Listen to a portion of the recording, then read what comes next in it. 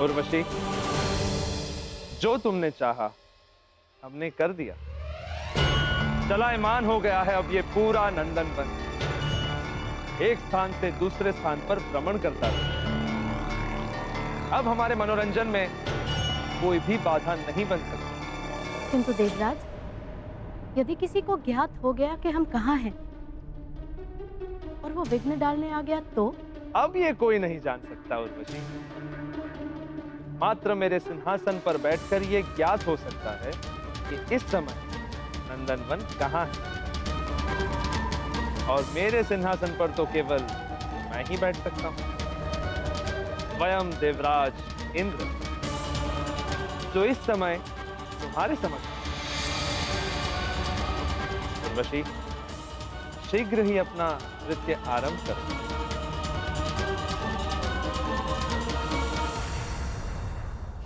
अब हनुमान यहाँ नहीं आ पाएगा। मैं इंद्रदेव को अपने नृत्य और रास के रंग में ऐसा उलझाए रखूंगी कि 5 दिन कब निकल जाएंगे पता ही नहीं चलेगा, और तब हनुमान को वापस लौटना ही पड़ेगा।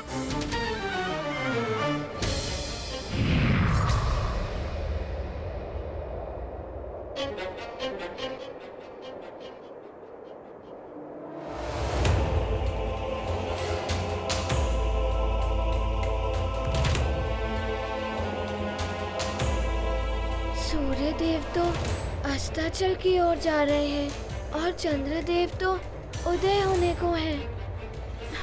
क्या करूं? ए मित्र ऐरावत, शीघ्र चलो ना।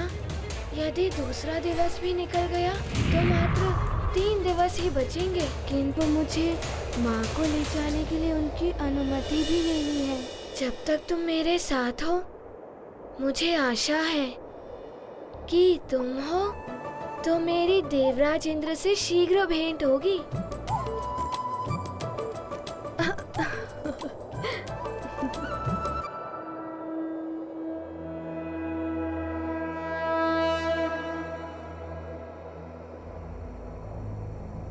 ऐरावत, तुम्हें पूरा विश्वास है कि देवराज इसी ओर आते हैं?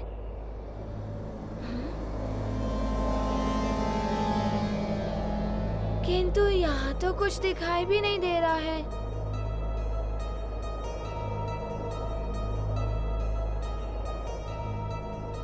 यदि हम इसी तरह ढूंढते रहेंगे तो आज का दिवस भी व्यर्थ चला जाएगा।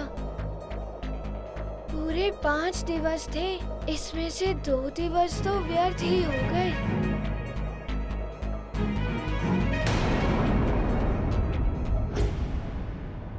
क्या हुआ ऐरावत मित्र, रुक क्यों गए? क्या बता सकते हैं देवराज इंद्र कहाँ है? देवराज अभी जिस स्थान पर हैं, वो चलायमान रहता है। देवराज की इच्छा अनुसार अपना स्थान परिवर्तित करता रहता है। तुम उन तक नहीं पहुंच पाओगे। अगर उन तक पहुंचना है तो सीधे राजभवन चली जाइए। वो जब भी स्वर्ग लौटते हैं, एक बार राजभवन अवश्य जाते हैं।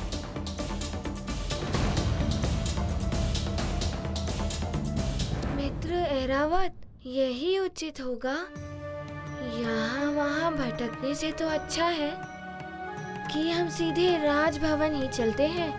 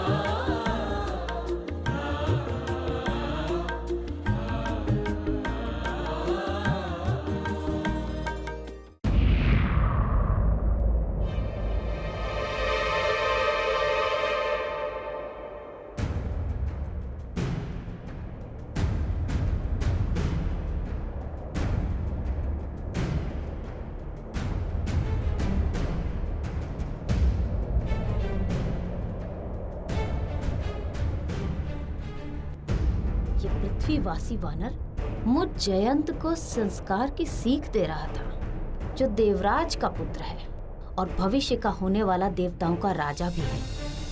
अब इसे अच्छी तरह से सीख मैं देता हूँ।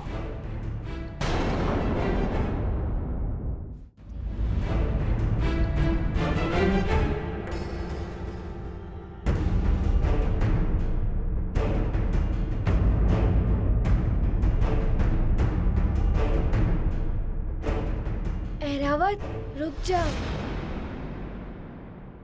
जयंत भैया, देवराज जी आए हैं क्या?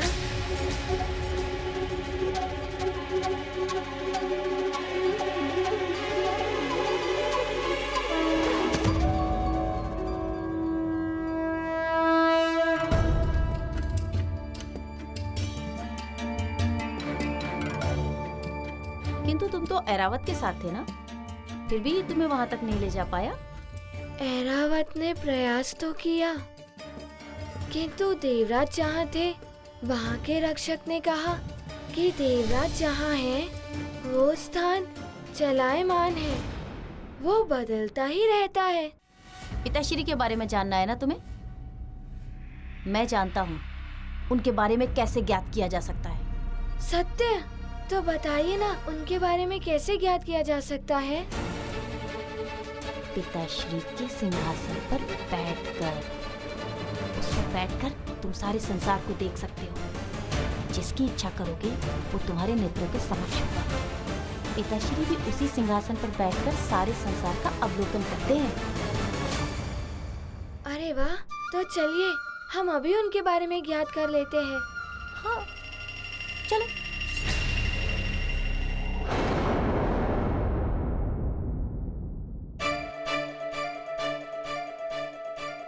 जयंत भैया, शीघ्र चलिए ना, हम देखते हैं कि देवराज कहाँ है।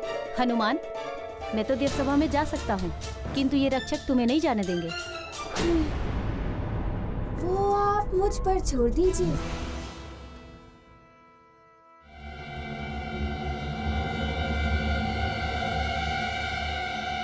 ये हनुमान तो आया ही नहीं।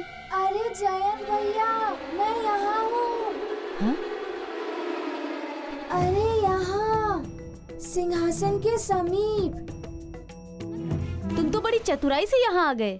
सचमुच बड़े अद्भुत हो तुम। अद्भुत तो ये सिंहासन है। देख क्या रहे हो हनुमान? शीघ्र बैठ जाओ, तुम्हें एक पल में ज्ञात हो जाएगा कि पिताश्री कहाँ हैं।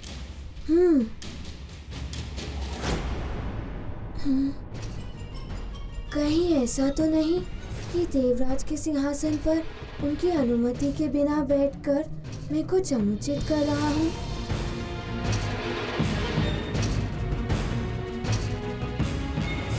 किस सोच विचार में पड़ गए हनुमान? जो भी करना है शीघ्र करो, अन्यथा आज तुम्हारा दूसरा दिन भी व्यर्थ चला जाएगा। आपने सत्य कहा जयंत भैया। मुझे माँ की मुक्ति के लिए कुछ भी करना पड़े मैं कर लूँगा, चाहे मुझे कोई दंड भी सहना पड़े मैं सह लूँगा। तो शीघ्र बैठ जाओ सिंहासन पर और जान लो कि पिताश्री कहाँ हैं। संकट मोचन महाबली